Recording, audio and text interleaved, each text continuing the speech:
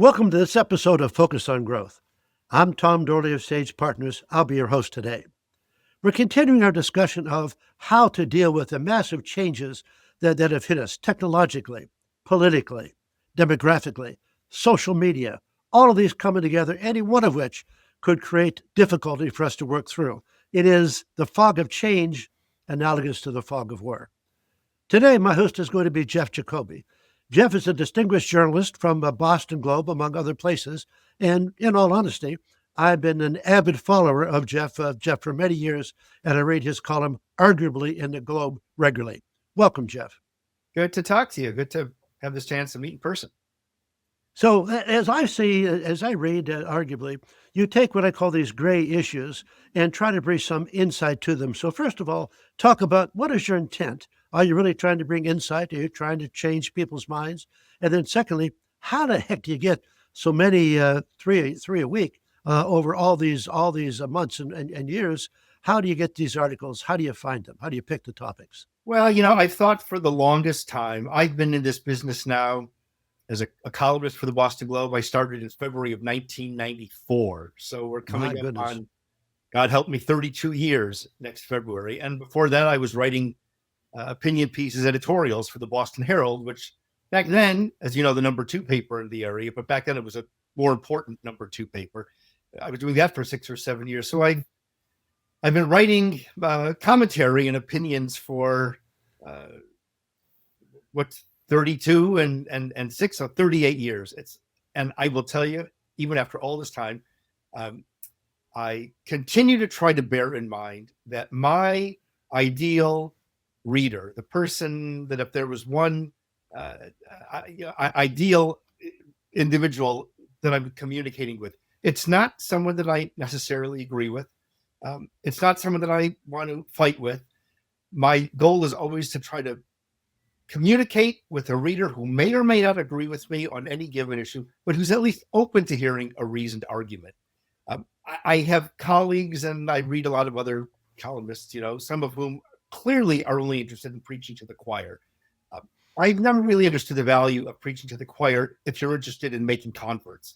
If you want to make converts, you're not going to find them with a choir. You've got to go to the whole wide world beyond that. So that's always been my dominant thought. You may or may not agree with what I say, but at least give me hearing. I'm going to try to say something that's at least worth considering. And I do recognize that in your columns, that it's a way of saying, you may not have thought of this way, but listen to me. I have something to say.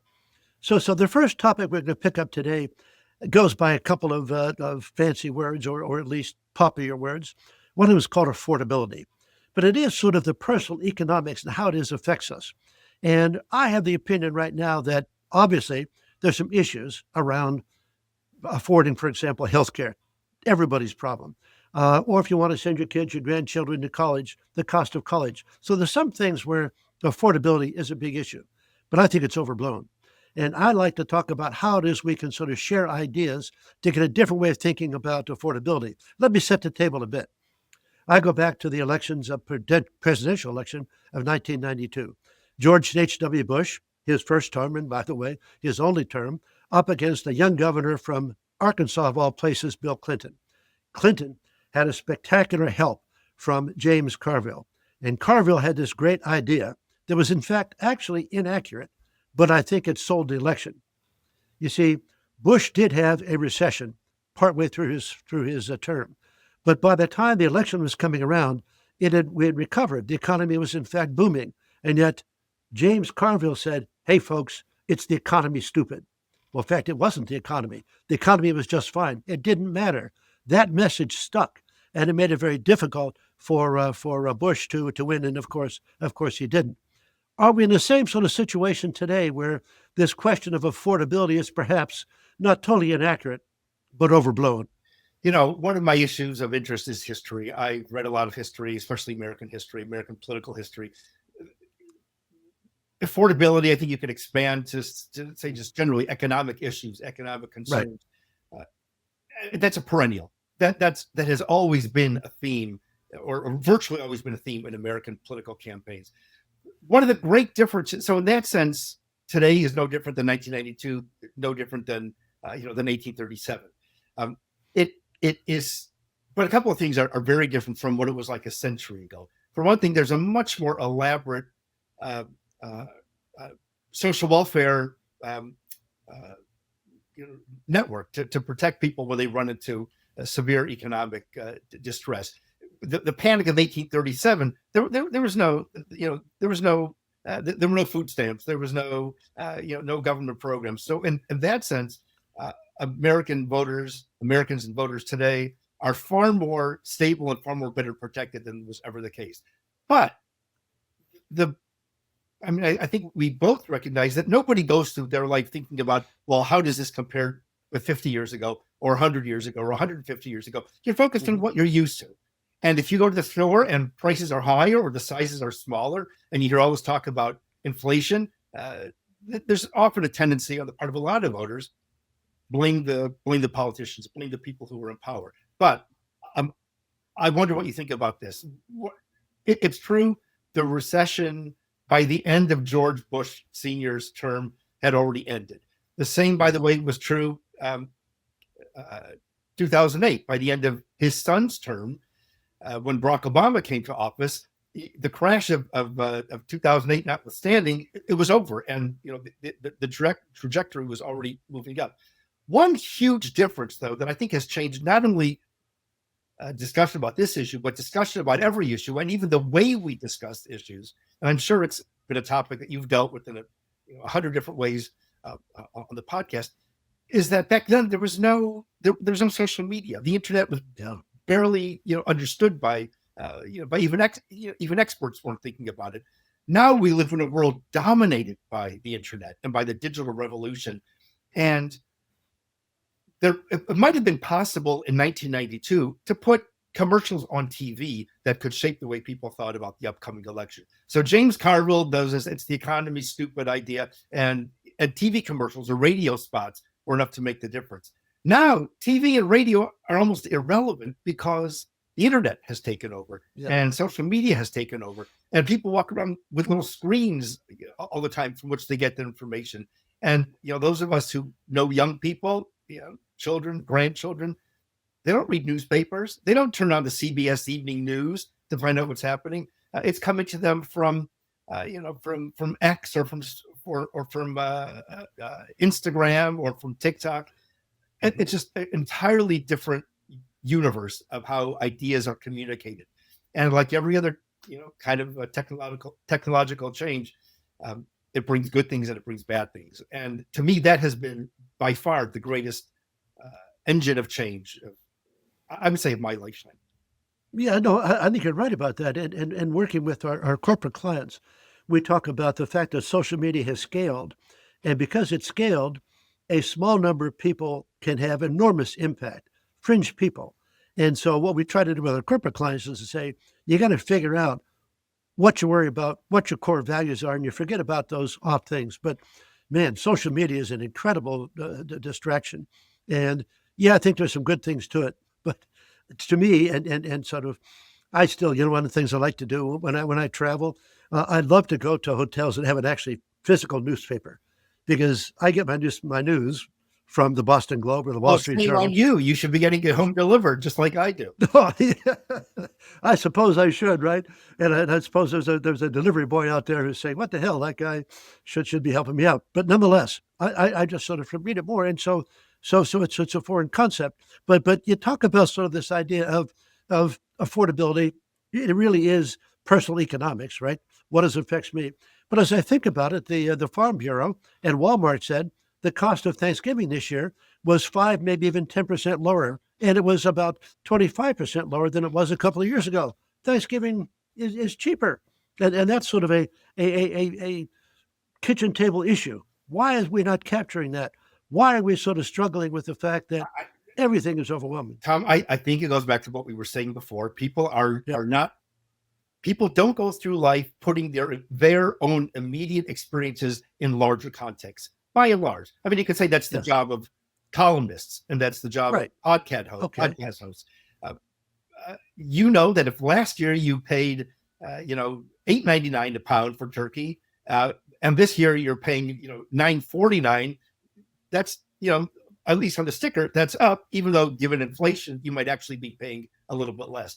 But I think, don't you think that's all part of a larger problem? People don't understand economics. And I Yeah, don't need to hold myself out as an expert.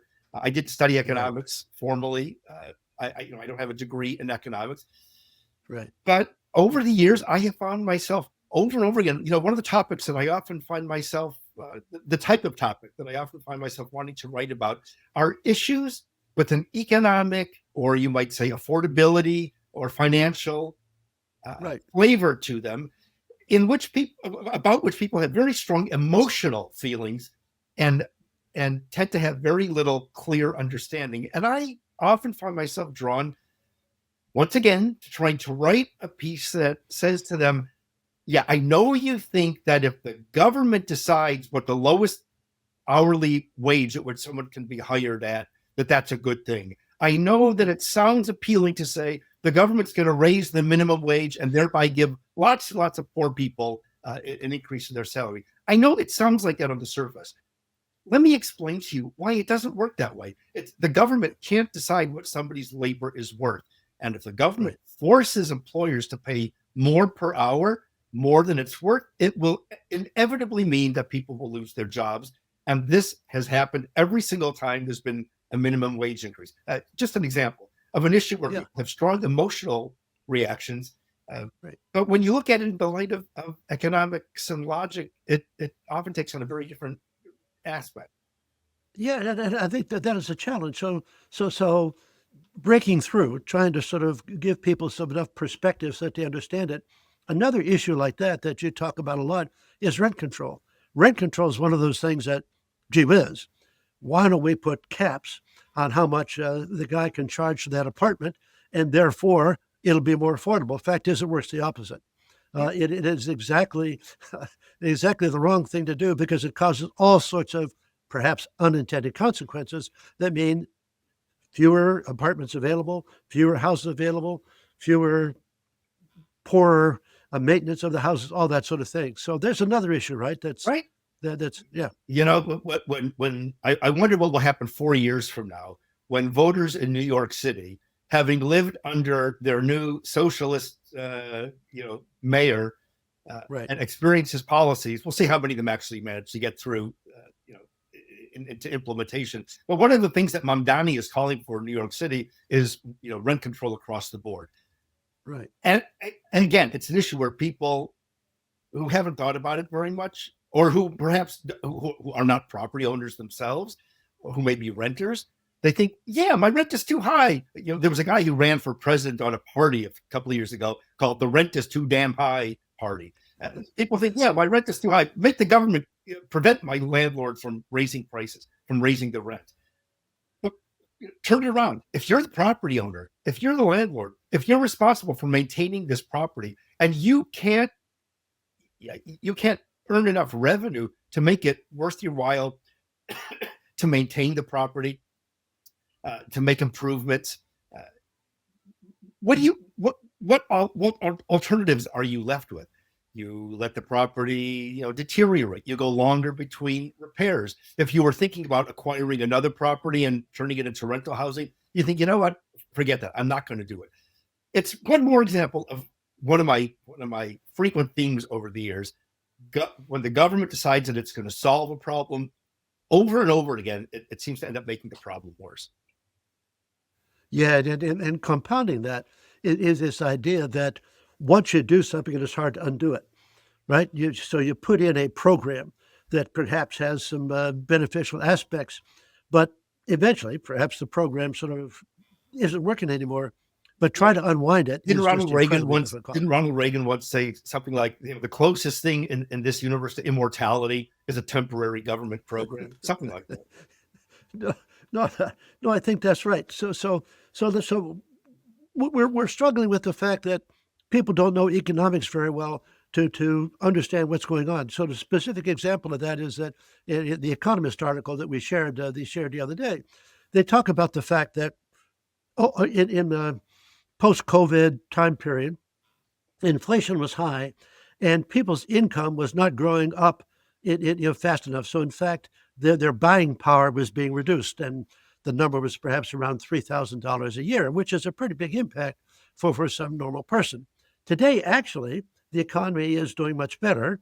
In fact, wages are rising faster than inflation, so it's a net positive. And it, somehow people don't look at that and say, gee, actually, my buying power is better because the concept, as you point out, is just totally foreign. And also because a lot of it, I think, is caught up in people's partisan loyalties and Yeah, their political, their feelings of political tribalism.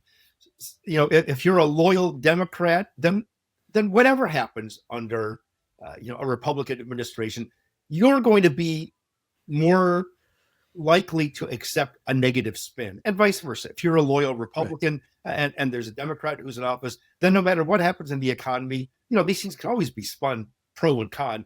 You're going to be more likely to dislike, to find a reason to blame the party in power. And these last couple of administrations in Washington, anyway, the Trump administration, Biden before that, so polarizing and yeah, so likely to get people riled up on both sides, that it becomes almost it's impossible to break through the determination to be angry, to feel a grievance. Maybe that's the right word, grievance. People want to feel aggrieved, and you can lay all the economist articles in front of them, showing them that they're that in absolute terms they're actually doing better than they think they are. It won't matter if you're politically angry or you're politically aggrieved. You're going to find ways to reinforce those feelings, and the facts be damned. So this is sort of a big question, and maybe it's too much for us to answer today. But how do we get out of that box? If you have these two polar opposite points of view, and one looks at the others and says that you're stupid, and the other looks at the other and says, well, you're evil. How do you ever find a way to solve problems? Do we ever? I don't mean to be fatalistic, but I mean, I'm almost 67 now. The older I get, the more I think. The older I get, the more I realize the wisdom of that line in Ecclesiastes. There's nothing new under the sun. What has been before will be again.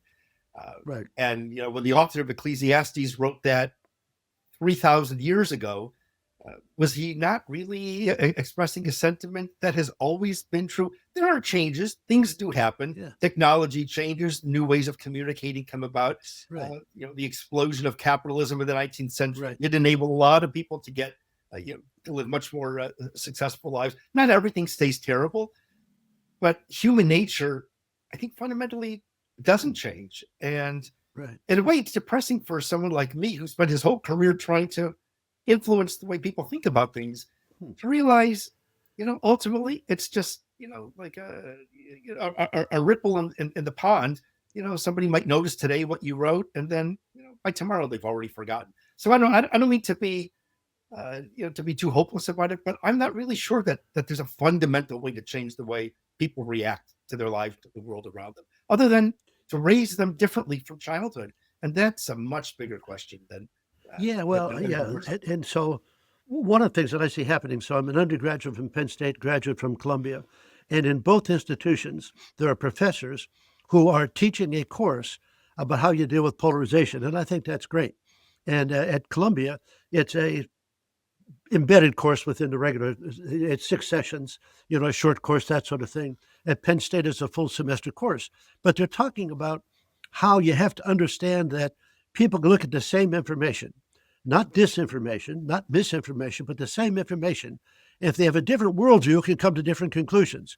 And you first have to start with the assumption that both these two different worldviews are valid. And if you can start there, now you can find a way to compromise. But if you can't believe that your worldview and my worldview are both different but valid, then there's no way to make progress. There's no way, because I think of you as evil, you think of me as an idiot, and away we go. I would say sometimes that's true, sometimes that's not true. There are some worldviews that really are evil. Yeah. I as you may know, if you read a lot of my stuff, my father was a Holocaust survivor. My father survived Yes, Auschwitz, right. the only member of his family who did. And for me, that has always loomed very large as a as an influential Right. as an influence on my way of Right. thinking. Um, so there are certainly things that Yes. people can convince themselves of. I mean, you see it now with the explosion of anti-Semitism in the United Yeah. States and around the world in recent years. Uh, there are some worldviews Yeah. that really can't be Right. Yeah. legitimized No, that way. But, no, no. No. but leaving Yeah. leaving things like that aside, yeah, I would say if, for example, uh, uh, Lincoln said in the beginning of the Gettysburg Address, 7 years ago, our fathers went forth from this continent, a new nation conceived in liberty. That was one value, Right. conceived in liberty and dedicated to the proposition that all men are created equal. A second value, liberty and equality. Lincoln put them all into one sentence and suggested that these were both the two core values of the American experience. And I don't think anybody who studies history would disagree with him.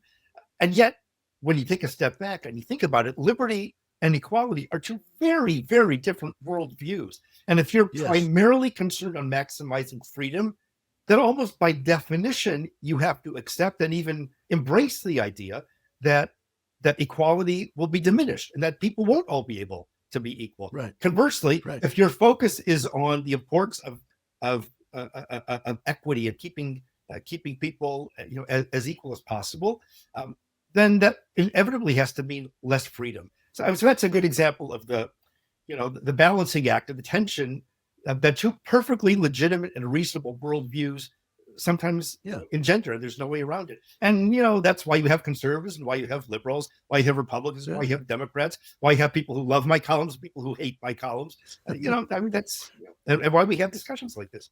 Yeah, yeah. So I did mean to correct that the two worldviews they talk about are one is a social justice and another is a social order, not these dark worldviews. And so they're not saying every worldview is worthwhile. And I agree with you that there are some that, but there you could put in a category of two reasonable worldviews. I need more and more social justice. I need more and more social order. And how do you balance those two thoughts? So that was really my point. Another one that occurs to me in the week of 9/11, Congress passed the Patriot Act. And, this was very controversial. I actually wrote a number of columns at the time supporting the Patriot Act, including some of what were considered its most controversial provisions. And my friend Harvey Silverglate, you may know Harvey, perhaps you've had him on the show, great civil libertarian lawyer. Right. He and I, traveled to a number of college campuses debating this issue, and he was, vehemently opposed to the restrictions and the government powers that were provided by the act. And I was arguing that at a time like this, faced with with terrorist enemies like the ones we were facing, the balance changes. So in that case, it wasn't so much between liberty and equality; it was between security and freedom from government power. And again, at a time when when you're facing a dire threat, you alter the formula. You decide at that point, the security forces need more more power, and when the threat recedes, you try to change it. Just one more example of what I would say were two perfectly reasonable worldviews that ultimately are in conflict with each other, or that have to that necessitate striking a balance that constantly has to shift. And you just hope that you've got reasonable people who are given the task of doing that balancing, rather than hardline ideologues who just want to march in lockstep after a political leader and will do anything he says or anything she says, regardless of whether it actually makes sense. Yeah, I reject that. One thing I love about Massachusetts is the fact that we're independents, and you can walk into the primary voting booth and you say, "Oh, there's more interesting stuff going than Democratic, so I'm going to vote Democratic," or Republican. You come out again, you're independent, and I think there's in spite of the fact that the legislature is totally Democratic, there is a fair amount of this independent spirit in Massachusetts, which I like, which I find fun. But hopefully, shall I tell you and our listeners a deep dark secret? Though I consider myself politically conservative, and I vehemently opposed to communism and socialism, and I think people who espouse those views know nothing about economics, let alone Right. what it has led Right. to in history. I occasionally like to tell people that I did, in fact, vote for Bernie Sanders for president. It was Yeah. 2016. I think he when did Bernie Sanders challenge Hillary Clinton? I think it was 2016, right? 2016. Yes, it was. Yeah. Yeah. It was the Massachusetts primary. I'm registered independent. Anyway, there was Right. something happening on the Republican side. So I took a Democratic ballot. And here were two candidates, neither of whom I would want to live, to have as president. But I thought, okay, this is my chance to cast a little bit of pressure against Hillary Clinton. My single vote for Bernie Sanders wasn't going to make a difference, but maybe it could keep Hillary Clinton, from carrying the state. So there, that just to prove my own integrity, in a larger cause. Even I can vote for even someone like Bernie Sanders. There you go. I think there you go. But so let me just get back to something, and this is kind of as a sort of this big topic. So, if you have this concern that we're just stuck in these two opposite places, and well, that's the Ecclesiastic says it's been around forever, but in fact, it appears to be as bad as ever, or perhaps worse. It's pretty bad, by the way, in the '60s. In the '60s, when I was in college, there was a lot of stuff going on that was with the Vietnam War, with the Civil Rights Movement. Right. There was a whole lot of conflict then, and that was pretty bad. So maybe it's not it could be as bad as that, but certainly it's a bad time. So how do you get up in the morning? How do you write your columns if you say, damn, I'm just not having any impact, or that it's not likely to change? How do you get yourself out of bed and in front of what used to be the typewriter, but is now no longer the typewriter anymore? Funny you mentioned the typewriter. Just the other day, I was explaining to a copy editor, I said, a line is missing, or as we used to call it, a carriage return. I don't think she had the longest notion what I was talking about. Yeah. Well, I mean, you know the answer to that question. You do what you're able to do in the hope that it will have some effect on the margin. Right. So, I don't think that I can change the world. I think the idea that anyone can change the world single-handedly, very, very few people come along in human history who can. But every now and then I'll hear from readers who will say, I'm so, to be honest with you, this happened just yesterday. I wrote a column for it will be the paper this coming Sunday. I wrote about the Pope reiterating the need for a two-state solution, meaning the creation of a Palestinian state, and saying this has been the Vatican's longtime position. It's the only way to have peace in the Middle East. And I wrote a column explaining, this has been said over and over and over again, and all the historical evidence shows that it's wrong. And you'll read the column on Sunday. You'll tell me if you think I made a strong case. But afterward, one of the copy editors, not somebody who's involved in somebody whose job is to go through the column and look for typos or grammatical mistakes, who never comments about it, sent me a private note afterward saying, I'm so glad you wrote that because I feel as though it so badly needs to be said, and I never hear anyone say it. Think connections like that. In that case, it was somebody that I have, that I work with, even though it's not a person that I've ever met in person. But I will hear from readers who will say either, I'm so glad you wrote that because it helps me put words to something that I feel, that I intuit, that I think is right, but I've never quite known how to articulate. So that's a value. I will also hear from people who will say, I rarely agree with you, but you got me thinking about this. Again, I'll give you another story from within the classroom, so to speak. 5 years ago, I wrote a column about, this was in the early months of COVID, when supermarket shelves were emptying out, and all the politicians, at least in Massachusetts and I think most other states, were lining up before the TV cameras to say, if you price gouge, we're going to come after you. Don't you dare raise your prices to take advantage of what's going on. I wrote a column at the time, not the first that I've written on this subject, saying, wrong.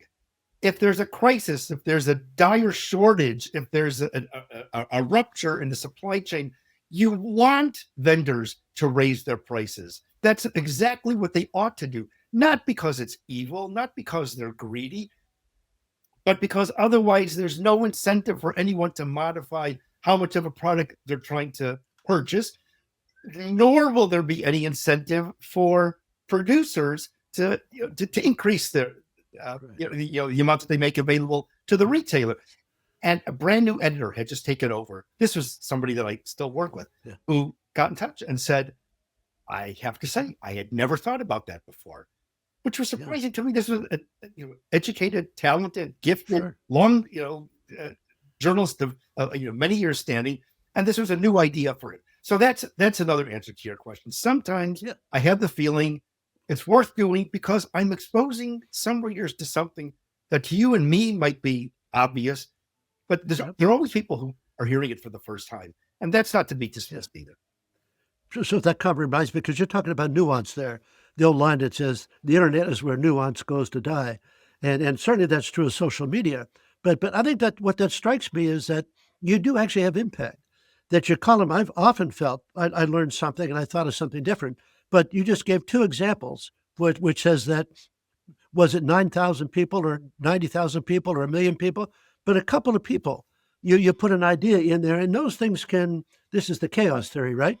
That just might trickle through the economy and trickle down enough to have some impact. So I think you're more positive about the future than you might allow yourself to articulate. And anyway, there's always a chance that one particular reader that you have in mind will be shaped as well. We in our business, we're always writing things.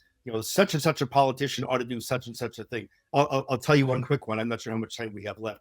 Back in 1996, I think it was, here in Massachusetts, John Kerry was the U.S. Senator. Bill Weld had been reelected as governor, and as we all find out later, was getting bored with the job. And Governor Weld decided he would challenge John Kerry for the U.S. Senate. And Kerry back then was going around, attacking Bill Weld and saying he has no compassion. And it occurred to me, these guys have both released their tax returns for the last 5, 6, 8 years. Let me go and take a look at them.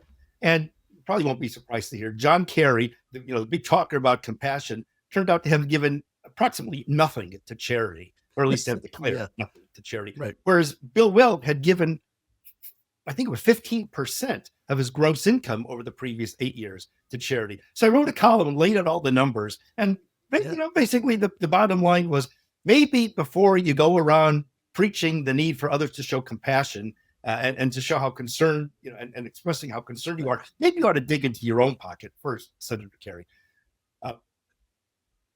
Thereafter, for as long as John Kerry remained in politics and continued to release his tax returns when elections came, I would go and check. And what do you know? After that column, his charitable giving increased. I don't know what he does now. When I sometimes tell myself, if I had no other effect, no other positive impact in my career, at least I got John Kerry to dig into his own pocket and give money to charity. There you go. And there you go. That's something. Yeah. So this has been great, Jeff, and I appreciate the conversation. And I must have to sort of say in my own mind, I have to believe that these conversations have impact. So I think I've mentioned to you that on the one hand, I'm doing this to generate clients for myself and for Sage Partners. But often, and this is the case, at this stage in my life, I have things I want to share with the rest of the world. And so I'm trying to play things forward that I don't anticipate that I'm going to get a call from a client to say, hey, because of that conversation with Jeff Jacoby, will you come and help us? That's probably not going to happen. But nonetheless, it's important to me, as I think it's important to you, to sort of share the things we've learned over the years with the people who perhaps haven't had the same experiences we have, and therefore can take something from what it is we say. That's a real value. And of course, it works. So, Jeff, thank you. But you and I, and speaking for myself, I'm often interested in learning from readers who will sometimes share with me things that I've never thought about before, and which helps enlarge my own view. Yeah, but I notice you're also careful not to read the comments, right? You told me you don't read the comments. That's generally a good idea. Nobody should read the comment section. It's just a cesspool. No. Well, once in a while I do. I read the comments of some article I've liked, and then I say, well, why did I do that? I think I told you one of my sisters, I'm the eldest of 5 siblings, and my youngest sister says she loves reading the comments that appear under my column. Yeah. Mostly because she gets a sort of vicarious joy out of seeing people attacking her brother, but often because she wonders, how could anybody find anything to criticize in that column? But she says, sure, no, they find something. So, Yeah. Okay, if they're making my sister happy, that's good too. That's good. There you go. There's that good. So thank you, Jeff, for having this conversation. Pleasure. I appreciate it. And thank you for the listeners that we're working on trying to understand the fog of change. The analogy is the fog of war, and we're working our way through it, and we're going to continue to do it. Take care and be well. Change has never come faster or hit us harder. In the fog, leadership is the light that cuts through. I'm Tom Dorley. Thanks for joining me on our Focus on Growth, Navigating the Fog of Change series. Until the next time, keep leading forward.